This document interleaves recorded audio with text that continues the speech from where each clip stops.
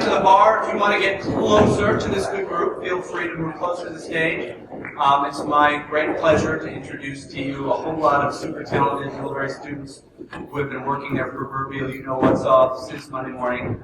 And I know they're going to do it too, but I would also like to deeply thank our community partner in all this, Kathleen Kilborn, who I'm going to ask to stand up.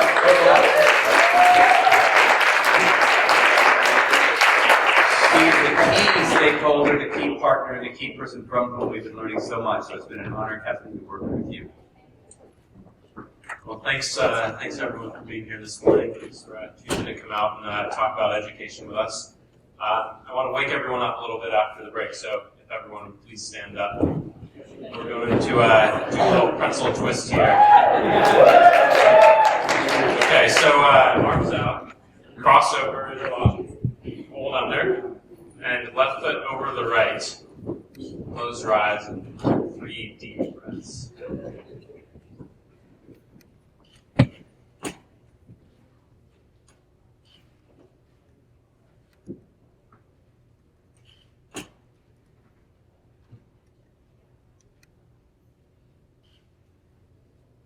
Go ahead and do the same with the opposite hand over, opposite foot over.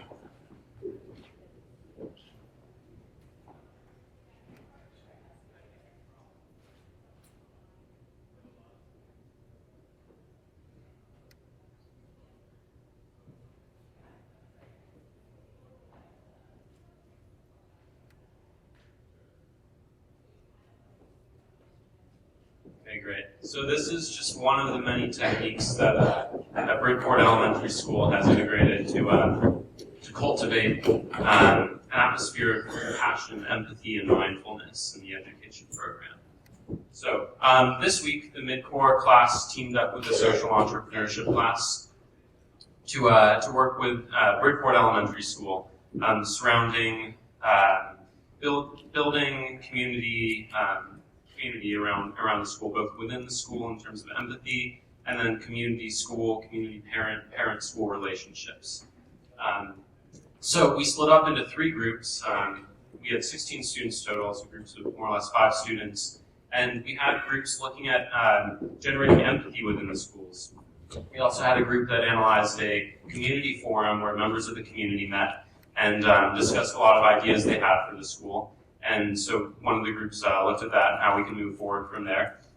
And then we also had the final group looking at how to better improve communication between the school and the surrounding community. So the forum group is going to go ahead and start us off, and then we'll have the community group present, followed by the group on empathy.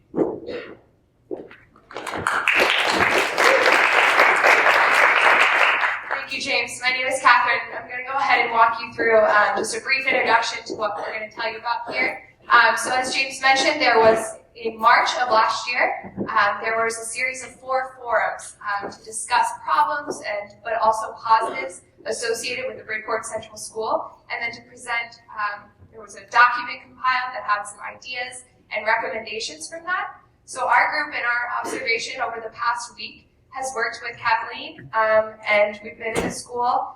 We've read through the document, and just in this very, very short time period, we've tried to come up with some possible suggestions or action steps that the school could implement. And again, we humbly recommend these because it was just 1 week in a very short time, but we're hoping that this is something the school can move forward with.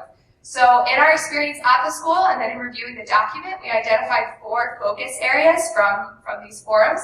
And those would be focusing on the budget, the academic rigor, parental involvement, and community support. So we're going to look at those issue areas in these next couple minutes. But before I launch into those, I do want to go ahead and genuinely applaud and congratulate the school for some of the issues that were raised in the forums that have already been implemented. We want to enforce this positively and hope that it keeps going. One of the issues raised in the document was the idea of a curriculum that's program-based. And again, the pretzel twist you guys hopefully all just enjoyed is an example of the Mind Up curriculum, which fosters empathy and does incorporate hands-on learning. So that's something the community wanted to see, and the school is doing, and we're thinking it's doing pretty well. Also, we wanted to mention that the parental involvement in the school is growing. Thanks to Kathleen, she's got an open door policy in terms of parent volunteers. They're invited to come in at any point during the school day, after school, before school. So again, fostering that kind of environment that has parental involvement.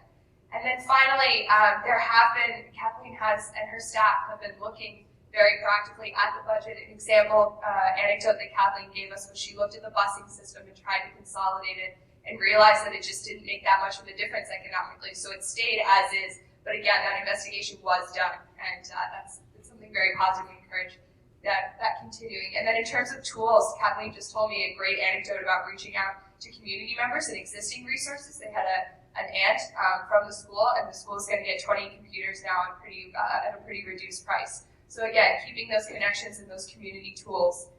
This is something that was recommended in the forum, but the school's already doing a great job. So now I'm going to turn it over to Rosalie, I believe. Yes. Thanks, Catherine. So yeah, one thing we pulled from the forum is just concern about general academic challenge and rigor and performance in the classroom. So we came up with 6 possibilities to kind of move forward with this.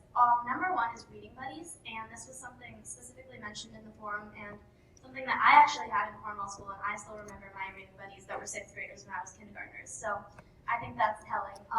It would be a great way to kind of put the older kids in a leadership position, to be role models, and to kind of put into action some of these empathy things, to try to use them on the spot, as well as just great practice reading out loud and, forming multiple, like a great community amongst age groups in the school. The second thing is Student of the Week, and we thought by highlighting a single student every week, that would kind of increase incentive to perform well in the classroom, push themselves academically and put themselves out there. And by creating some sort of incentive, whether it be putting their name on the sign outside the school or putting their picture up in Pratt's, or even giving some sort of small gift certificate to local businesses. We've actually contacted some and gotten people are willing to donate $5 gift certificates or implement some kind of program there, so that's a possibility. In terms of challenges in the classroom, it would be hard to we thought it might be hard to create an entirely different gifted children's program, but one way to kind of scale this down is to do a challenge hour. So take an hour within the classroom and split students up, have them work by themselves or work in small groups with people at the same level as them. And this would be a really good time for students that are ready for that extra academic push, that extra challenge to kind of learn new things that aren't in the curriculum and challenge themselves, get ready for middle school in the years to come. And then this would also give the students that might be struggling with the classroom concepts to get some time to catch up and grasp those things that might be harder for them. Typing, we thought, would be a really excellent way to kind of embrace the community's idea about using technology as a tool, but not overbearing. And this is one thing that, as a Cornwall student going into the middle school, it was really great to have typing skills. They do teach that in middle school, but it's hard when you're asked on the first day to type a paper and to be simultaneously learning typing. So to go in with some kind of groundwork, some understanding of typing and how to do it efficiently would also just give the students confidence, so that when they go into the middle school, they see, I am at this level, I am ready to perform at the level that my teachers are asking. And going along with that, there is going to be kneecaps in 2015 that are computer-based, so the typing skills would be another way to get students confident and at that level so they can perform well on the kneecaps. Going along with this, there was general concern in the community about the test scores, and so we thought, why not just implement some test-taking strategies within the curriculum, whether it be just 30 minutes a week or whatever, just to get the students comfortable and familiar with the idea of testing, and that it's not scary, but just it is a way to measure performance, and by having the skills and the tools to do that, it will probably increase performance. So, and then finally, we thought during academy, after school, there is a 1-hour academy, and why not put in an advanced placement program there? So while some students may be using this time to do the homework that they don't have time to do at home, the other students who may already be doing their homework at home, whose parents might want that extra push in the classroom, can use that time to work with their teachers or to work with groups or by themselves to just get to that next level, push themselves in areas that they're not being pushed in the classroom.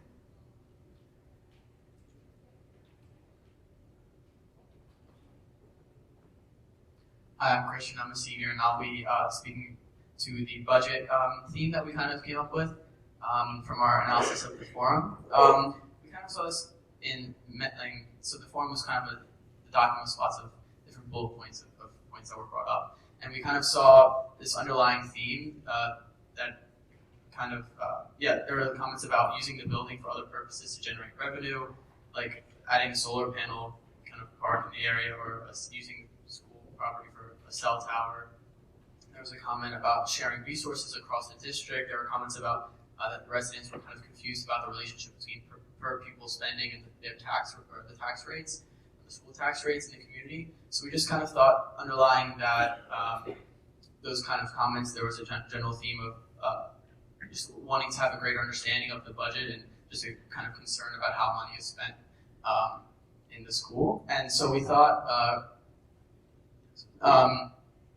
that we kind of came up with 3 ideas, one kind of piggybacking off of the communications group who will be speaking later. But we thought a lot of this could be ameliorated by education, so education to the community. So the first example, we have just making sure that faculty are really understanding of the budget and are able to articulate it in a coherent and clear way to community members, because they're often the front lines when asked. We heard in when we were talking to some of the board members, they're often asked in the community by parents or community members in general, why is the budget going up by 4% this year? And so if they can kind of point to specific criteria or kind of explain that, well, we don't really have control over X% of the funding, that's just mandated by the state, to better articulate that, and then the community members can better understand where those numbers are coming from and kind of be able to relate them more to what's going on in the school. Secondly, we had an idea of kind of creating an infographic, kind of this one shown here, that we could put up in press, which is like a country store, local store in town that's heavily frequented by community members, just to kind of illustrate like visually and help educate the community about all the costs that go into really providing a spectacular education for their kids. We thought, for example, having one where there's even a basketball, for example, and just having a number there or something showing how much it costs maybe to have a basketball team, and this is hypothetical, to have a basketball team, and or how much it costs per books per student, so that just people get an idea of putting these costs in perspective and seeing how they really relate to the education of their children and their well-being of their children. And then finally, I guess tying off with or piggybacking again off of the communications group rather, we just thought that with better communication of all the really positive happenings that are going on in the school, that when community members, instead of having just a number to look at and 4% increase and just looking at it in purely financial terms, if they can really relate that, I guess this kind of goes back to, this is the kind of goal of all these initiatives, but to kind of be able to put programs with those numbers, so not just see, it's a 4% increase in my taxes this year, but hey, my kid gets to do ice skating every Friday after school, or the school just got a whole bunch of new computers, to help with the kneecap testing that'll coming up in 2 years. So we thought if you can just kind of humanize the numbers, and so it's not just purely looking at budgetary, but really helping community members understand the faces, the programs behind the numbers, that would definitely help ameliorate the budgetary anxiety that some of the community members expressed. So now next I'm turning over to James for parental involvement.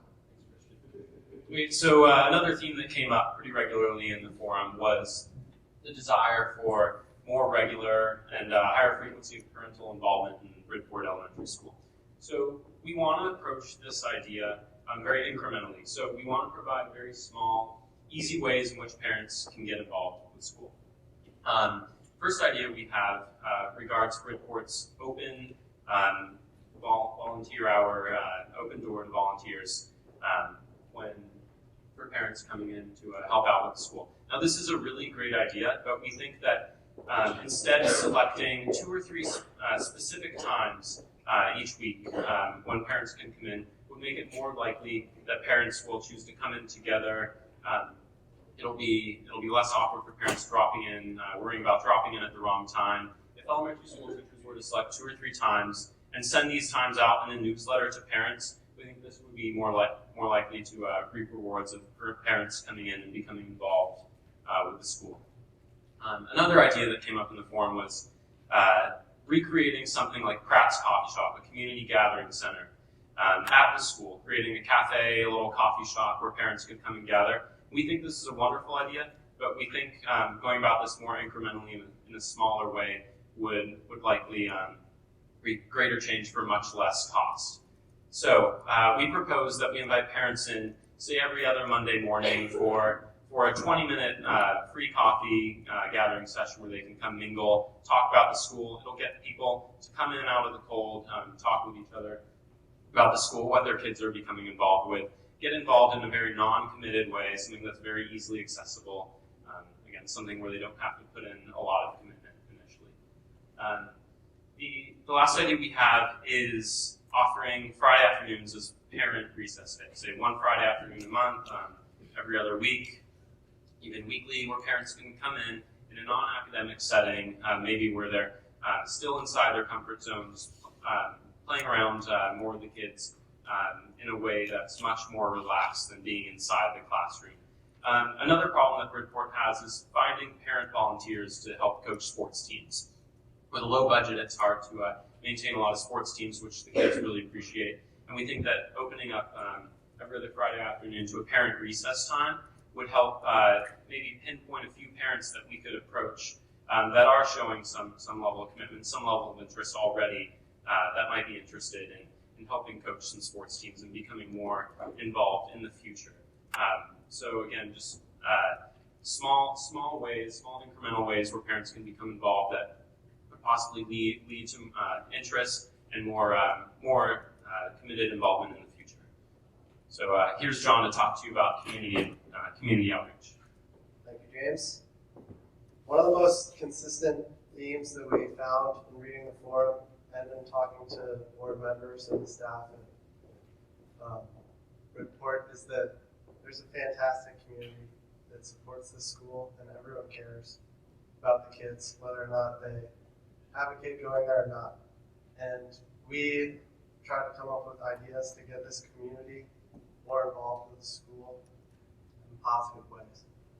And we had 2 basic ideas for this. And the first is based on what we know are extremely positive events that get the community riled up, which are the musical performances, which happen a few times a year.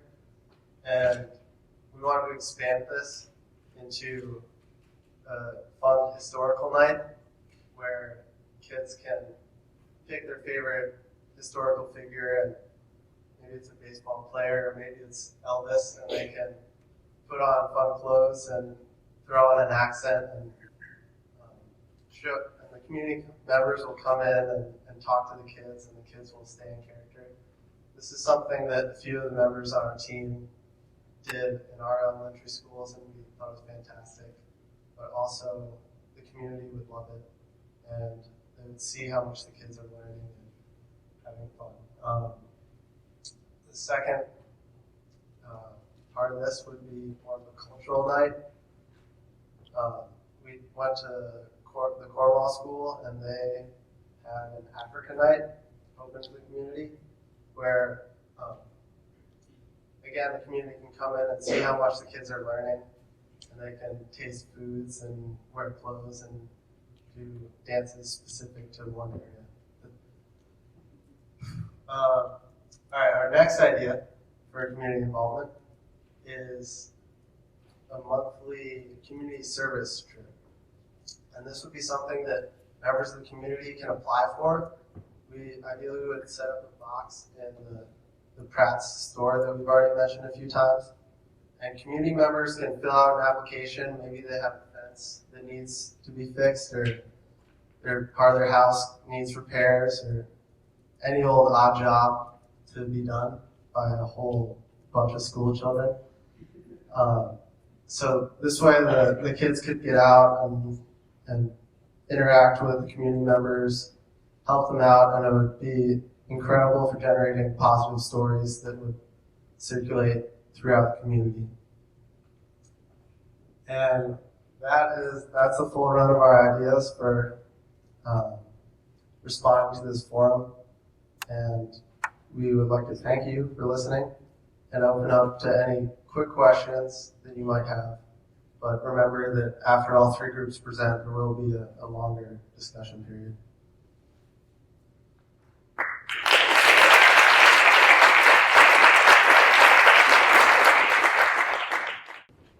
Hey everybody. So it's been a fun day so far. And so we are the MiddCORE Communications Group, and our job is basically to review the different ways that the board is communicating to the community and to the parents and stuff. And when I first heard that this was our mission, I was kind of like, what is this school about? I don't know how I feel about just marketing. I don't know anything about this, but after going to the school, it was just so inspiring to see all the teachers, like Kathleen and the PTO and the whole board and the students. And it was, I'd just like to say thank you, because it was really moving to see all the dedication that all the people working in this project to help out the community. So that was kind of our steam to do all this research and stuff. So basically what we did was look at all the different ways that we can communicate to the community, to the parents, and looked at new avenues and different ways to rework that. Great. So we're going to look at all of the different ways that the Bridgeport School can communicate with parents. But just before we do that, I feel like our energy's been sapped a little bit. So if everybody can just stand up, do a little body shake, and then high five the person beside you. Okay, awesome. Awesome. Love it. Can you just hit the next slide? Okay, so we're also high-fiving for print and social media. So the Bridgeport School is already doing a great job right now. Kathleen has really pushed trying to get stories about Bridgeport in with the Addison Independent, the Addison Eagle, and the Valley Voice. And we're suggesting that she continue to try and push these stories and really push the positive things that Bridgeport is already doing. And when we were looking back through the Addy Indy archives, it seems as though often there are negative stories. It's easier for print media to kind of jump on some of the more negative things that are happening if there's controversy. But it seems as though when there's some sort of other hook, they will indeed cover positive stories. So if there's some sort of new building project looking at solar panels on the roof or some sort of innovative building project that works. Also, if the kids are going out and doing community service, that can also be highlighted just with a quick picture and then an explanation as well.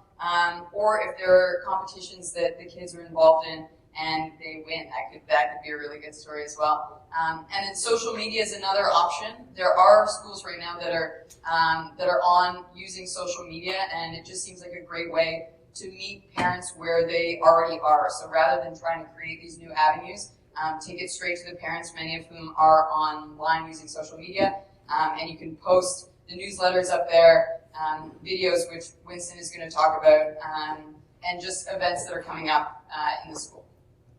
Over to Winston. All right, next slide. So talking about videos. So recognizing that after meeting with Dottie Newberger, one of the guidance counselors at Bridgeport, and her telling us that students are maybe more receptive to visual sort of types of learning. So using that as an avenue to bring the classroom and the school into the home in a more accessible way. One of the ways that we do that, there are three that we're proposing, is that hiring of or getting volunteers to make professional videos that highlight what's going on at the school, all the new things like Mind Up, empathy education, the Panther Pad, all these new ways that Bridgeport is really making huge changes. The second one on the next slide, a proposal that the Bridgeport School creates sort of an after-school video making program or club in partnership with Middlebury College.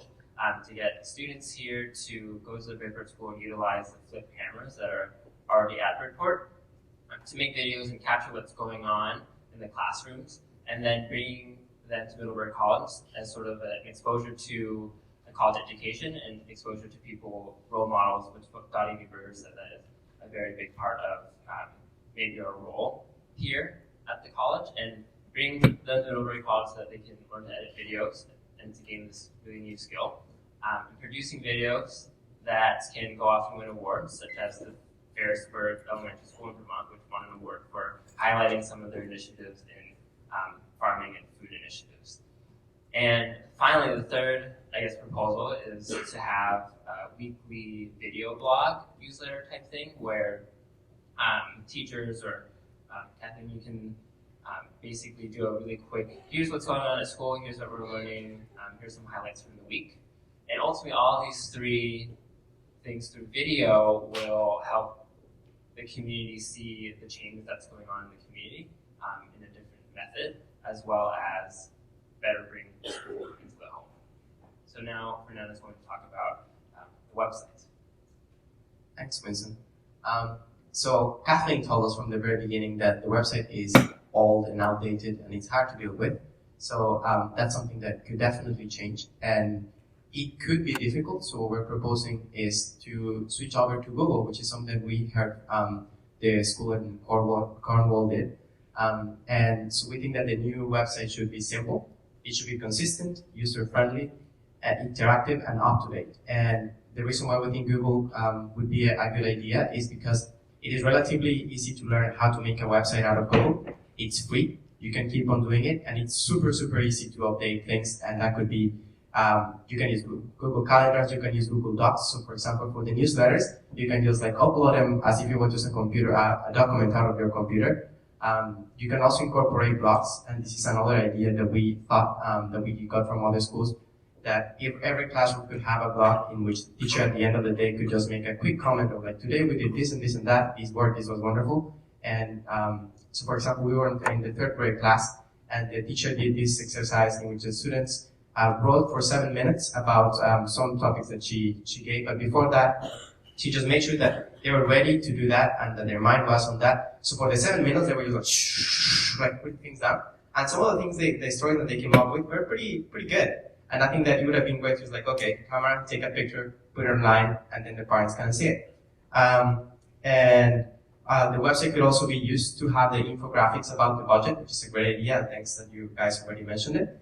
And in terms of infographics, it might also be a great idea to show results in that way, because when the kneecap results come back, it's just numbers, and that's kind of hard to comprehend. And then also, Kathleen, you're already doing a great job at keeping track of how often do kids use the pantry pot, and how often do they use body break tickets. And then if you could translate that data into graphs or into images that are more easy to comprehend, and the parents can use click, click, click, oh, there is, all right, so last month it was this many tickets, now it's only this many, wonderful. And there are a few other suggestions, but we'll tell you later. So now over to Apurva, or Brittany. So when we went to Bridgeport, one of the things Principal Kathleen mentioned to us was that if her school had a debate team, they would be very successful. So she told us that her kids are somehow magically persuasive, and we thought that when we're thinking about how best to communicate with parents, what better way than to go through the little people that they love so much. So that's the idea behind Messenger Kids, and it would have, I think we have two potential ways in which we could do this. The first is some sort of tangible written reflection that the kids could work on in class, that's in their very own handwriting, something that their parents could see how proud their kids are of the work that they've done. And second would be some sort of learning tool that they could bring home into their house and experience with their family. So when I went into the school, we got to participate in the advisory group in the morning, and the group I was in was working on a index card matching game with synonymous words. So I was just thinking of that as a potential example of little inexpensive things kids could bring home and work on with their families. Okay, see the next slide. So another central point for Bridport is Pratt Store, and where the school might be a central point for families. Pratt Store we thought was a way to reach the larger Bridport community, including taxpayers who might not have the direct avenue into the school. So we were thinking that a bulletin board at Pratt Store could highlight some important things happening in the school for everybody to see. It could be where the newsletter appears, pictures of the kids doing what they do best, and just a place for the school's vibrance to show through to the greater community. So next to Apoorva, who will talk about a potential new logo. Actually, I'm going to hand it over to you. Yeah, okay, so the newsletter is a great way to go communicate to parents what the school has to say. So we basically thought that newsletters are they don't need to be too fancy, but just, maybe a picture of a kid or something a little bit more aesthetically, interactive for people to look at. The second thing, we thought that if the calendar had its whole page, then maybe that could be just a simple way for parents to just stick that onto the refrigerator. Just make it look like, this is something that we can hang up. So every 2 weeks, you just put the events on the calendar. It's just straight. We also thought that email was a great way also to communicate the newsletter in some type of internet way. And the newsletter is also a great way to perhaps start new events with parents to see if they would like to come in. Like the group that sent before us, we also spoke about, let's say like every Wednesday was a day where someone's grandpa would come and every Wednesday there would be guests, the star guest this week. Everyone is our friend, Johnny's grandpa or something like that. And that would be a great way for the community to come to the school, participate, and see all the wonderful things that are happening. So one of the things that we feel is very important is for Bridport to brand itself, to really have an image for itself. And so this is just a prototype of a logo, but we would like to see you have a logo creation competition and invite parents and community members into the school to create a logo for the school. So that, in essence, will create discussion about what the school stands for, what the school's new values are. You're giving a face to the vision of the future. And so by bringing in by creating this competition, you will create discussion about how the school is moving forward. So that's one of the suggestions that we had, to really have the logo. Once you create this logo, you can use it in your newsletter. You can put it up on the website. You can put it up in Pratt Store. What it does, it's an identifying marker. You can, anywhere you go, you recognize the Bridport school logo. And that's the idea, is to have a marker showing Bridport to the community.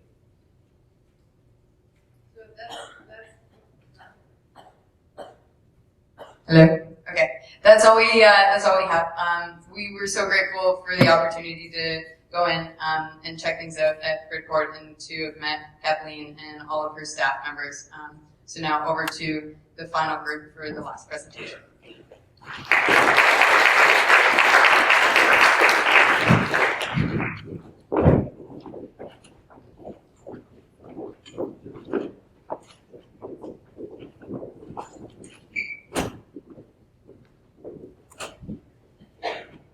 Hello, everybody.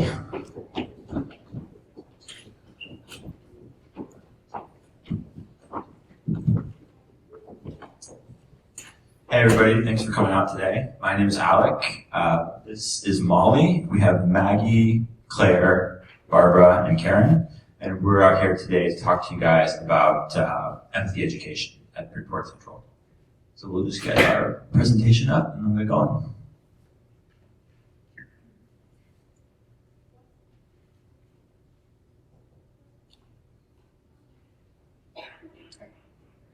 Okay, so before we get started, I just want to give everybody a little bit of context about what we set out to do this week. So our task is to find a way to bring empathy education into Bridgeport Central. And so we decided to start by defining what exactly empathy is. And broadly defined, empathy is the ability to understand and identify with another person's attitudes, thoughts, and emotions. So for example, right now I'm public speaking. Just a quick show of hands, how many of you in this room have ever done any kind of public speaking before, in any capacity? Okay, that's literally everybody, except maybe the baby, but everybody else. So you all can identify with the nerves that I'm feeling right now, because you've all been in this position before. And vice versa. You guys are all, being very attentive listeners. And you've been very attentive listeners for the past 2.5 hours, so you're getting a little fatigued, and I can identify with that. So even just now, we understand each other better because we understand where the other is coming from. So we try to take this definition of empathy and think about concrete ways that we could incorporate it into Bridgeport Central's school day. So empathy is a really powerful tool, especially in elementary school classrooms, because empathy can empower kids to understand their own feelings, the feelings of other kids. It can help them interpret and respond to social cues appropriately. It can help them take a wider perspective. And it's really powerful for kids to get this kind of learning, especially when they're growing up emotionally so much in the years between kindergarten and 6th grade. So we visited Bridport School twice this week. We spoke with Principal Kilborn. We also spoke with teachers, staff members, school board members, and other stakeholders. And we also visited classes to interact with kids and got the feel for the ebb and flow of a typical day at Bridport School. And so through all of these observations, the one major theme that sort of rose to the surface is that we're not looking to reinvent the wheel here. Bridgeport Central already has some systems in place, some curricula in place to promote empathy. Other groups mentioned the Mind Up curriculum, which Principal Kilborn implemented this year. And Mind Up, just briefly, is a curriculum that promotes self-awareness, self-regulation, empathy. So we're not looking to broadly overhaul Mind Up or completely change the face of a day at Bridgeport Central, because that's just not realistic. What we are looking to do is find a couple of low-cost, efficient, and easy-to-implement ways that we can make empathy present throughout the whole school day, whether it's the central focus of the lesson that's being taught or just an ancillary part of what is going on. So I'm going to turn it over to my teammates now, and we're going to talk to you a little bit more specifically about some of the suggestions that we have in the areas of the morning meeting, art, and theater. So one part of the day that we really liked was the idea of a morning meeting. So when the kids get to school, the teacher brings everyone together for about 10 minutes. They all sit in a circle, and it's just kind of a focus area for kids to talk and be together in the morning. So we thought this would be a great idea for us to implement the empathy structure that we've come up with just for a couple minutes each day into the morning meeting. So we've come up with kind of 4 units. The first is emotions. So for the younger students, we would go over emotions, the basic feelings and different ways you can express them. And the second would be perspective taking. So how to recognize other kids' emotions, kind of the power of body language, and just get a better feeling of how to put yourself in other kids' shoes. So the third unit we have is group dynamics. We think it's really important that kids learn how to work and collaborate in groups, and when problems arise, how they can solve them effectively by understanding one another. So we decided that group dynamics and learning how to be a good team member would be important in our year-long curriculum. Lastly, the word empathy, which hasn't even come up yet, we wanted to wait until the kids have gotten a feel for what feelings are, how I can be a good listener, and show them that that's what they've been doing all along. So we would tell them and ask them, why is empathy important, and kind of build off of that theme so they're introduced to this very powerful word that has been circulating in many fields. And we decided to make a mnemonic that shows what empathy is, and each of the corresponding letters could have different activities that could go along with it. So just for example, if eye contact is the first one, maybe an activity could be the kids have to talk with another person for a whole minute and make eye contact and look each other in the eye the whole time. And this enforces the fact that, yes, it might be a little uncomfortable to look someone in the eye, and it's not always easy, but it's really important to do when you connect with people. So just different exercises would go along with the mnemonic that we have. You can see. Lastly, so the afternoon, Kathleen and we've just told us that it can be a little rough. Kids are anticipating going home, and it's been a long day, and they're tired. And we think that the morning meeting is a really great way to start the day, but maybe you kind of have an afternoon meeting just at the end of the day, kind of coming together in that open circle way like you do in the morning. And the kids just go around and maybe share an emotional highlight and maybe an emotional low light from the day, just so they're leaving, thinking about their feelings as they're exiting the building and finishing up their day, so they can reflect on what they've learned and connect it back to the lesson that was presented in the morning meeting. I'm going to quickly turn it over to Maggie, who's going to talk about writing prompts. So something that we all really liked about MiddCORE was that a lot of the older kids started the day with a writing exercise, and we thought that the empathy curriculum could be really easily incorporated into the writing prompts.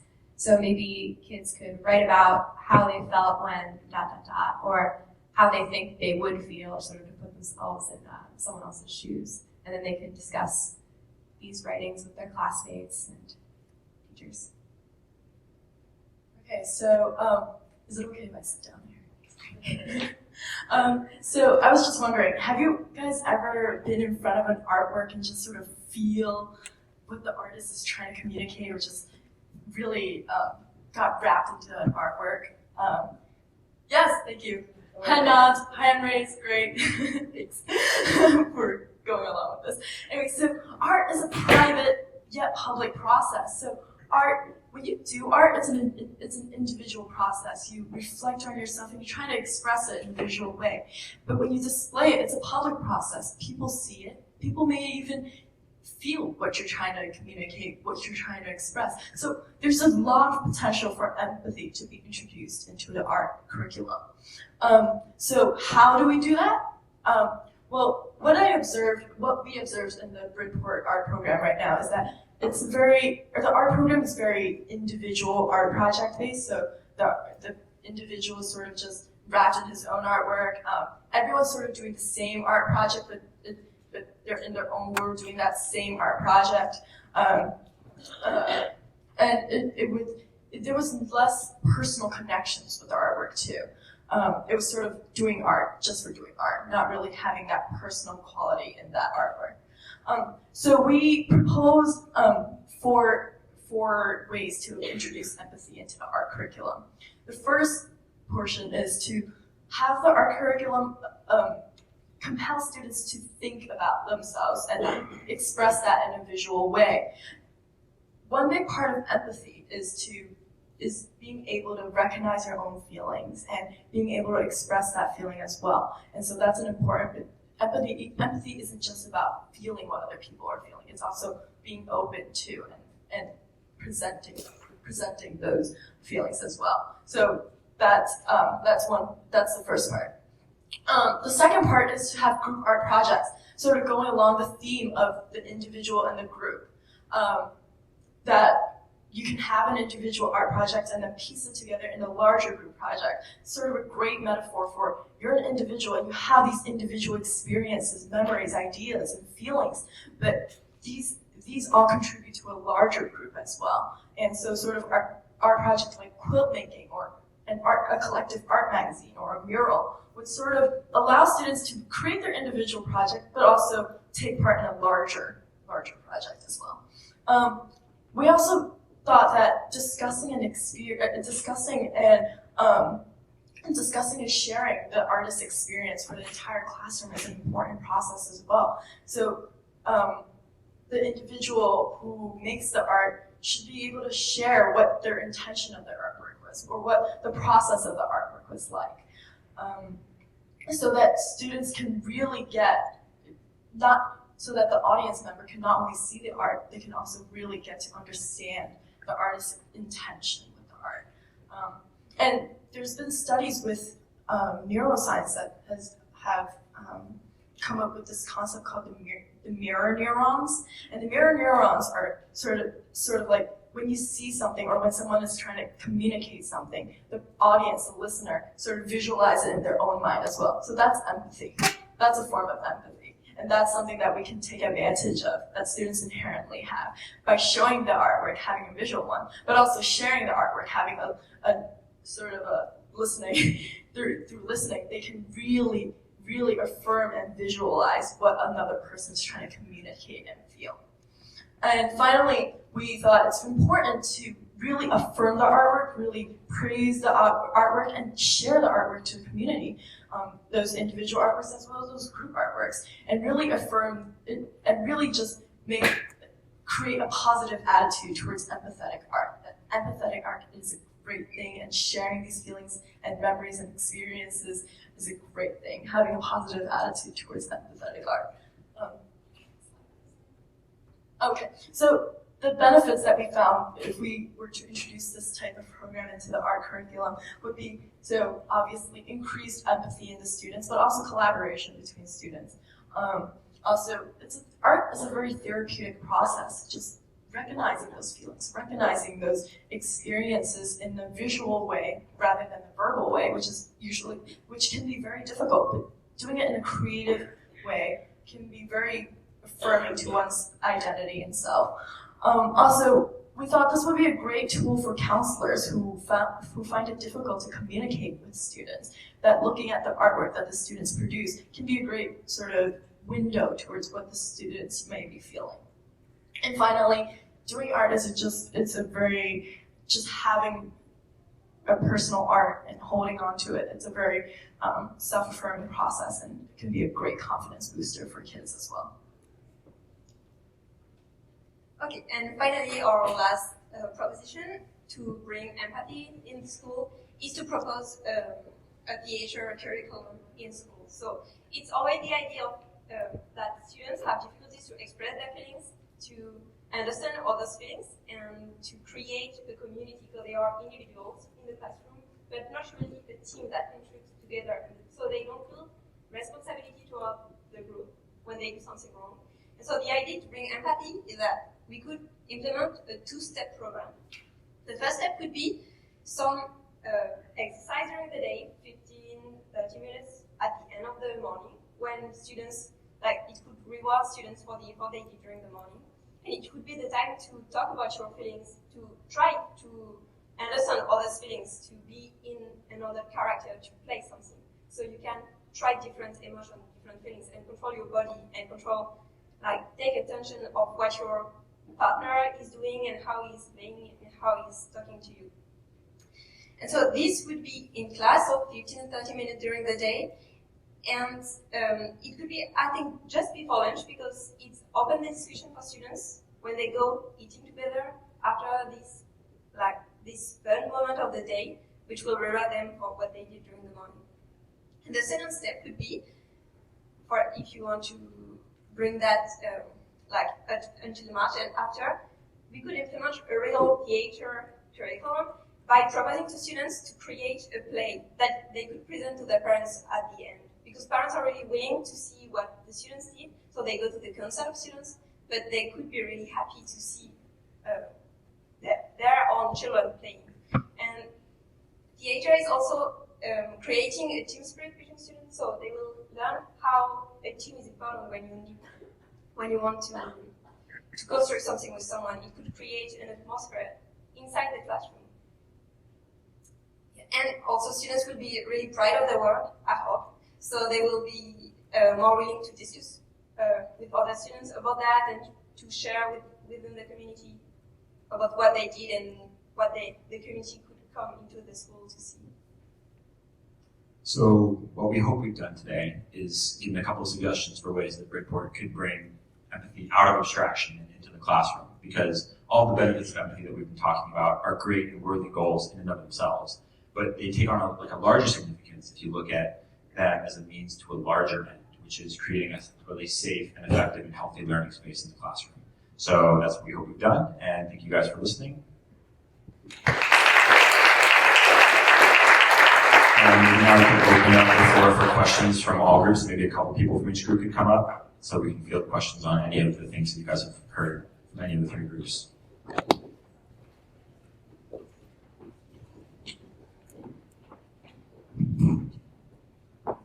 So I'll start with a question. First of all, I love what you've done. I love the way you presented. It was humble. These were suggestions. There wasn't a lot of shoulds in there. So in some ways, it's a huge smorgasbord of ideas. So now put yourself in Kathleen's shoes, the sort of empathy deal. She's looking at like 30 amazing ideas. And there are limited resources, right, Kathleen? So how do you begin to sort out where to start across these three presentations? And I recognize a lot of it is sort of gut instinct, but again, if you were sitting by Kathleen's elbow and said, let's get some of these things started, what would be the process by which you would say, let's do this, this, this, as opposed to that, that, or that? I forgot a really good news at the end of my presentation. Like, Middlebury students are already involved in Bridgeport School, and they would be really willing to do more for you. And for example, in the Educational Studies department, Greg told me just yesterday that he's planning to send 2 more students, if you agree, for the art teaching. So it could be drama, but also art, if you want to work more with the student, which could be during the extra hour of the day in form of club, but also during the classroom. So you can talk to Middlebury students and try to make them involved.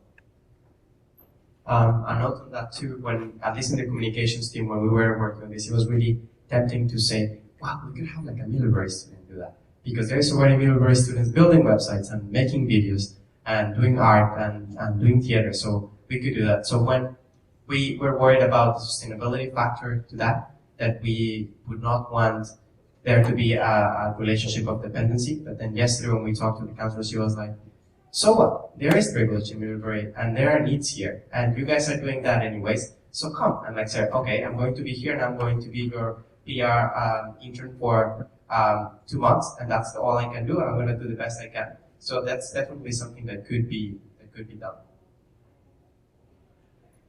Okay. And then one thing I do want to follow up, I know several groups mentioned this, is that Kathleen has a phenomenal staff. We had a chance to meet some of them and interact with them in the classrooms, and I know from being a leader myself, people work on projects that they're most passionate about. So, I mean, a humble suggestion is if take these ideas to the staff, and if there's staff members that are excited about a particular thing, really mobilize those existing resources to maybe pilot some of these projects with the staff at the school. Yeah, just going off of those, I really like everyone's suggestions. And this is just a personal thing, but I like to do things kind of orderly, organized. So I guess like my personal approach would be sort these out. What things are long-term projects? What things are short-term projects? What things take money and what don't? And just kind of make 4 categories and think. Maybe make a timeline, even if it's just 5 years long. Just see what can be accomplished in a month, what can be accomplished in a day, and what's going to be a long-term project, or what might need to be put off until more grants come that way.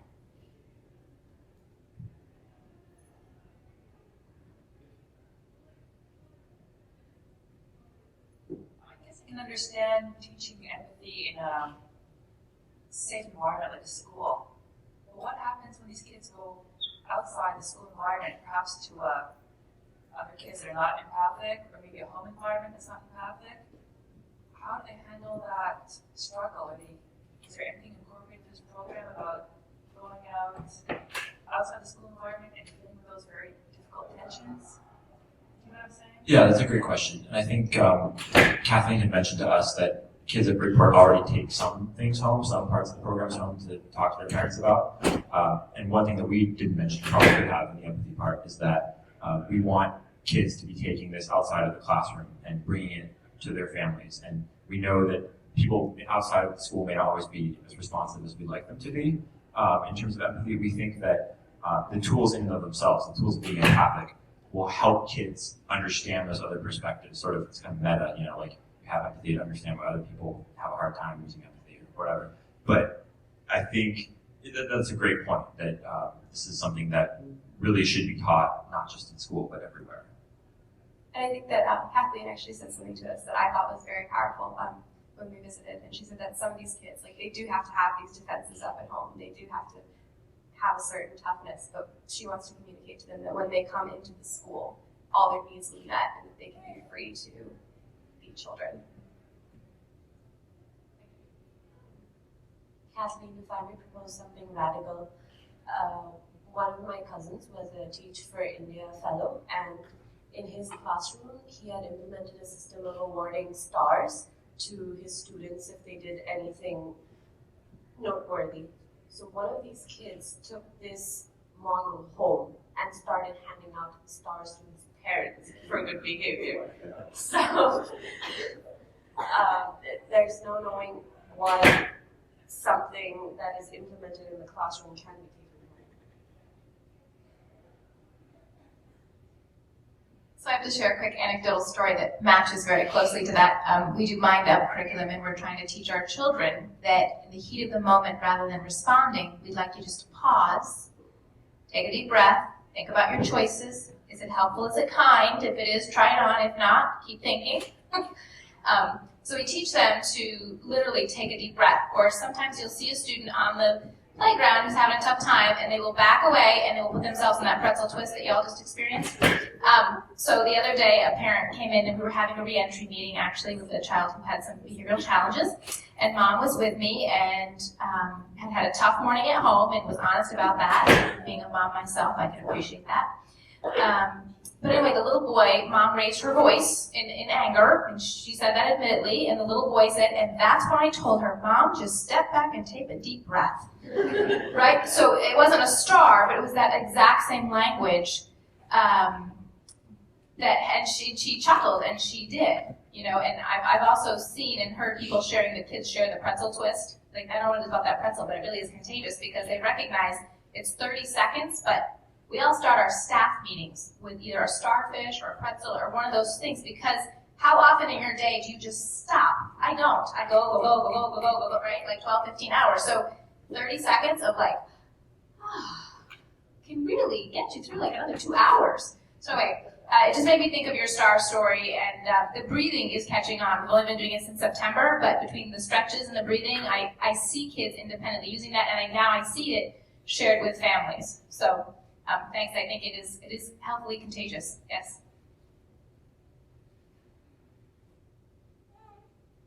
So I think we've got maybe 2-3 more minutes. People who know me know that I like to put people on the spot, so that's what I'm about to do to the friends of my daughter Faith who are sitting right here. So the question I have for you all is about empathy. When you look back on your grade school experience, was thinking about empathy prominent? And also maybe you could share as ninth graders, most of you are ninth graders, why it is such an important thing. Why empathy is something that could translate into the high school experience.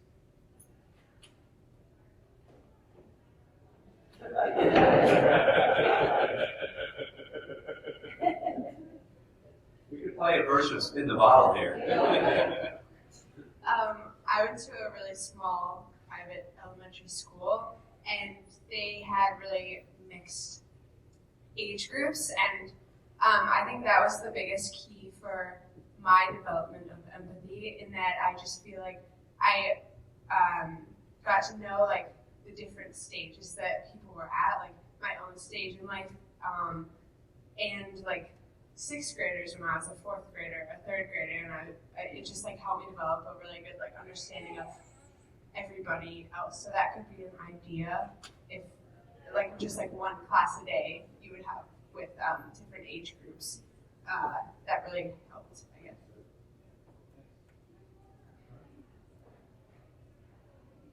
I went to Cornwall School with Sophie and Bo for many years, and going into the high school, my memories of empathy at Cornwall School were mainly when something would go wrong in the classroom and we would all just sit down and stop whatever we were doing and really talk about it. And I noticed the kids who came to the high school from North Branch did a lot of that, and they're some of the most empathic people in our school. That was probably the most useful thing that I learned at Cornwall. So I went to Mary Hogan, and in my 3rd and 4th grade class, we had something called the Blue Book. It's something that a lot of college students use for testing, but we used it as a book where if you had issues during the day, you could go and write them down in your name, and for 1 hour at the end of the day, we would all sit down and try to figure out the issues as a class. And I found that very helpful because it wasn't something you would go home and vent about to your parents that hadn't been there at the time. So I thought that was really helpful, just to book in an hour to talk about what was going on, and after that there was no hard feelings or tension in the classroom. I went to a private elementary school as well called Aurora School, and like every week we had this thing called the agenda book, and so students, if they like had a problem that was going on, they would like write down the problem in the agenda book anonymously. So then every week we would have an agenda meeting for like an hour and like discuss whatever the problem was. And I think like even though it was anonymous, like it definitely helped people to like explore what other people were feeling and like try to figure out a way to overcome that and like recognize it kind of.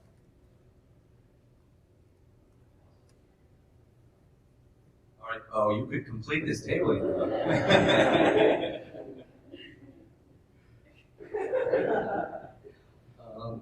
I don't remember much of elementary school. I remember playing a lot of chess, and that was a lot of fun. Just mind games, board games.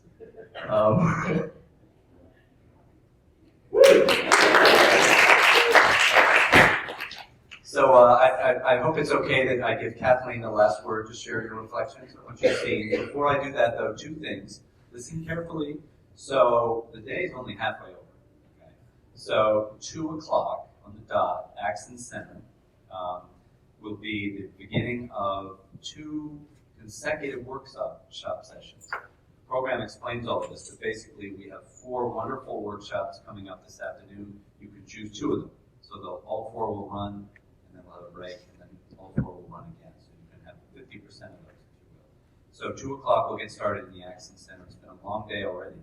Believe me, those are designed among all of us here, particularly for students. I want to really thank, before I pass the mic to Kathleen and give her the last word, my colleagues with whom I love to work, and it's been a real joy doing this together. I also have many questions for you all about the process, like was this realistic to have you do stuff from Monday morning to now? How does this fit into a social entrepreneurship model instead of a civic engagement model? Time is of the essence, so we'll just get at that together, maybe some conversations next week. But thank you all. We're all blown away by what you're doing.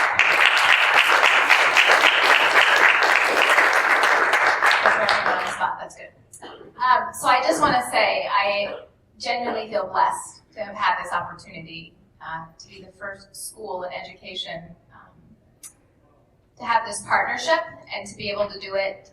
You did it respectfully and humbly, and my teachers, to have 16 extra adults, if you will, come into a school building with only 80 kids, you would have thought that might have been overwhelming, and it just wasn't. It was very calm and connected with purpose, and the students sort of just melded in like part of the family, and it was very comfortable on our end, so we really appreciate all your time, your talents, your gifts, and your sensitivity. And I think in a very short amount of time, my perception is there is a connection of compassion, and you sincerely want to see Bridport go forward. And in a week's time, that's amazing. So talk about empathy. We really are, I'm very excited to bring these ideas back. You are all, or any students, are welcome at any time, because I think, to have fresh perspective and outside lenses, and when you do it every day and you have a lot of very formalized training in a particular area, it's hard to think outside the box, and so you've helped us to do that. My teachers will be watching a video of this presentation, so they'll have the same opportunity to hear directly from you. It won't be my translation of what you shared, it will be your actual sharing, which will be great. We'll do that in a staff meeting. But just thank you for sharing your time, talents, and gifts, and I really am amazed and blessed at how you did that so humbly and with so much respect and confidentiality with our kids, and still brought ideas moving forward. So thanks for your time and talents. You've made a larger impact than you realize.